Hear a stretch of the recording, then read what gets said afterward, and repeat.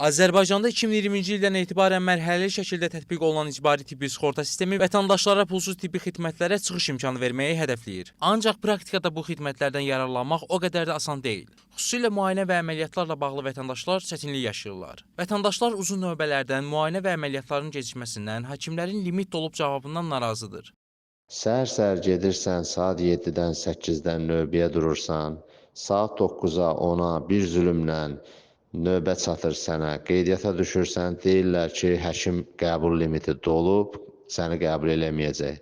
Qalırsan, sabaha saxlayırlar. Sabah gəlirsən, eyni vəziyyət. Günlərlə insanlar bir baş ağrısı, diş ağrısı üçün növbədə gözləməli olurlar. Tanıdığımız, bildiyimiz adamlar var, əməliyyata düşmək istəyir, günlərlə uzadırlar əməliyyatını, növbə çatmır və yaxud gedir növbə çatanda hansısa başqa şərtlər, tələblər qoyulur. Düşünürəm ki, bu məsələyə baxılmağı yaxşı olar. Yəni, xəstəxanaya gedəndə, xəstə acil durumda olur, onu yəni istəyir ki, tez baxılsın da, yəni problem həll eləmək istəyir. Amma olur ki, həkim deyir ki, limitim dolub, vaxt keçib, gedin tutaq ki, 2 saatdan sonra gəlin. Yəni ki, heç qanı eləmir. Çünki dəfələrlə başımıza gəlib, yəni ki, bu müraciət eləmişik, getmişikdə, amma ki, o deyil. Halbuki dəfələrlə gedib analiz verən analiz cavablarını bizə düzgün çıxartıb verilməyib. Oradan alan analiz cavablarını qeyrə gedib başqa özəl klinikada verilən analiz cavablarının üst-üstə düz gəlməyib. Mövzu ilə bağlı İcbari Tibbi Sığorta Agentliyinə müraciət etdik.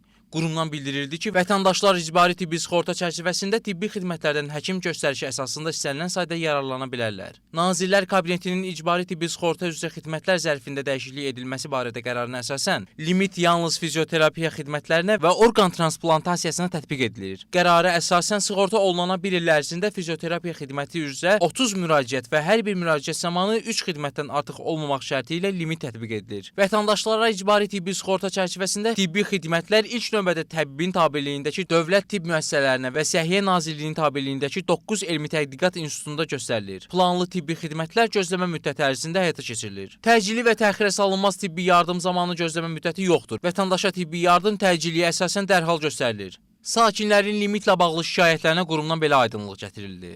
Ümumilikdə ambulator şəraitdə pasientlərin qəbulu üçün heç bir məhdudiyyət və ya limit tətbiq olunmur. Yəni həkimin iş saatı 6 saat ərzində müraciət edən hər bir pasient qəbul edilməli və müayinə olunmalıdır. Limitin tətbiqi ilə bağlı şikayət limit anlayışının yanlış anlaşılmasından qaynaqlana bilər. Burada əslində söhbət həkimlərin müayinə etdiyi xəstə sayına görə aldıqları bonus ödənişlərinin müəyyən həddindən gedir. Yəni bu pasient qəbuluna qoyulan limit deyil.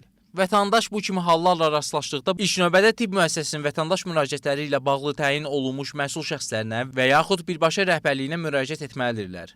Vətəndaş ona verilmiş cavabdan və yaxud görülmüş tədbirdən razı qalmazsa, təbibin 815 çağrı mərkəzinə zəng edə info@tabib.gov.az elektron poçt ünvanına müraciət edə bilər. Bəs icbari tibbi sığorta ilə bağlı hansısa onlayn qeydiyyat sistemi varmı? Xəstəxanalarda vətəndaşların uzun-uzadı qəbul növbələrində gözləməsinin qarşısının alınması üçün hansı addımlar atılır sualları ilə təbibə sorğu ünvanladıq. Aldığımız cavab isə belə oldu. Hazırda onlayn növbə sistemi pilot layihə olaraq yeni klinikada tətbiq olunur.